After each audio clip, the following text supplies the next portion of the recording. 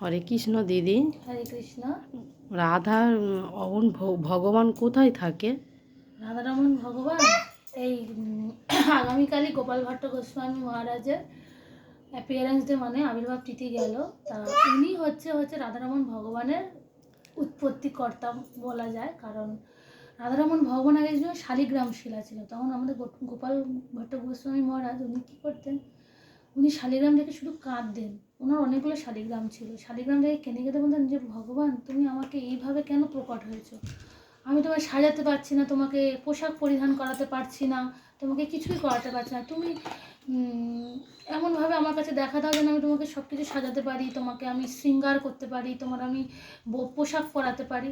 তারপরে একদিন উনি যখন ঘুমিয়ে পড়ে, ওনার তো একজন সাহচর্য ছিলেন, উনি দেখে যে পুটলির মধ্যে যেখানে উনি গাছে বেঁধে উনি গাছের তলায় শুয়েছিলেন, দেখে পুটলিটা নড়ছে।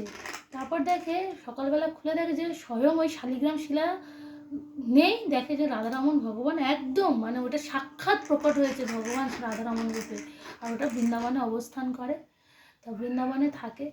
তা গোপাল ভট্ট গোস্বামী মহারাজ এতটাই মানে আনন্দিত, তাই জন্য বলে ওটা হচ্ছে স্বয়ং প্রকটিত ভগবান, মানে ওটা কেউ তৈরি করে না। এখন অনেক বলে বিগ্রহ তৈরি করে, বিগ্রহ কেউ বানায়, কিন্তু ওটা স্বয়ং প্রকটিত হয়েছে শালিগ্রাম শিলা থেকে।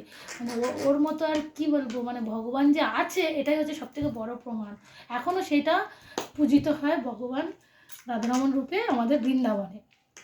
অনেক রাধারমণের যারা ভক্ত তারা রাধারমণকে এতটাই সিঙ্গার রূপে ভালোবাসে, এতটাই করে, সে না দেখলে বিশ্বাস করা যাবে না। কারণ আমরা তো বৃন্দাবনে গেছিলাম, রাধারমণ এত সুন্দর দেখতে, মানে ওটা সত্যি প্রকটিত হয়েছে ভগবান, সেটা বোঝাই যায়। ওটা মানে একদমই গোলক বৃন্দাবনের একদম রাধারমণ লাল।